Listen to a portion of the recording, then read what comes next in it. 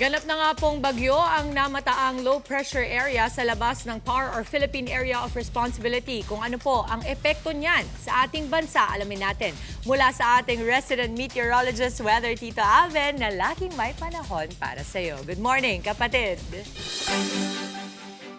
Good morning kapatid at good morning Mama Dims. Ulat panahon na po tayo ngayong araw ng Miyerkules. Ganap na nga naging bagyo yung binabantayan nating sama ng panahon sa labas ng ating Philippine Area of Responsibility at lumakas pa po yan ha. Kasalukuyan yan po ay nasa tropical storm category na may international name na Nuri. Ang bagyong may international name na Nuri ay huling namata ng pag-asa sa layong 1,290 kilometers east ng Eastern Visayas na may taglay na lakas na hangin na nasa 65 kilometers per hour. Malapit sa kanyang gitna at kung minsan may mga pagbugsong umaabot sa 80 kilometers per hour. Ito pong bagyo na ito ay hindi natin inaasahang pumasok sa loob ng ating area of responsibility at wala rin po tayong inaasahang direktang epekto niyan sa ating bansa. Pero yung kanyang trough o yung pagbali ng kanyang hangin ay nakaka-apekto po sa ilang bahagi ng Visayas at Mindanao. Pero kasabay po ng unti-unting pagkilos palayo nitong ating binabantayang sama ng panahon, mas mababawasan po ang epekto ng kanyang trough sa ating bansa. Maliban dyan, yung ating amihan ay patuloy pong nakaka-apekto sa malaking bahagi ng Luzon at magpapatuloy pa po yan sa mga susunod na araw. At maaari pa po ay lumakas mula Thursday hanggang pagpasok ng weekend.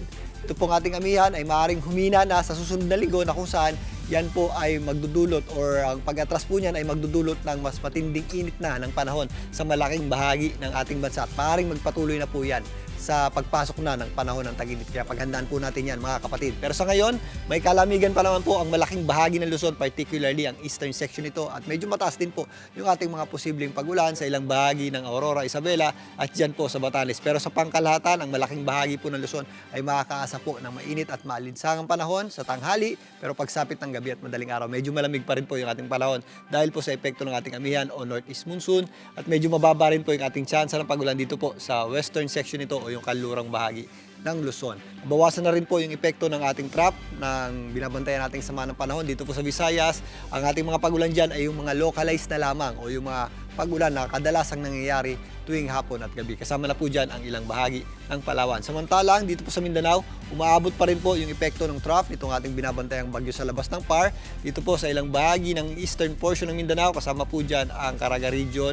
Maging dito po, kasama po dyan ang Dinagat at Surigao Islands, Siargao Islands at Surigao del Norte, maging dito po sa Surigao del Sur. Kasama na rin po dyan ang ilang bahagi ng Davao Oriental. Samantalang ito pong mga pagulan natin sa BARMM at Socsagen area ay mga localized na lamang o yung mga pulupulong pagulan at thunderstorms na kadalasang nangyayari tuwing hapon at gabi. Pero mga kapatid, kapag meron tayong mga thunderstorms, yan po ay biglang buhos ng malakas na pagulan na posibleng magdulot ng mga localized flooding.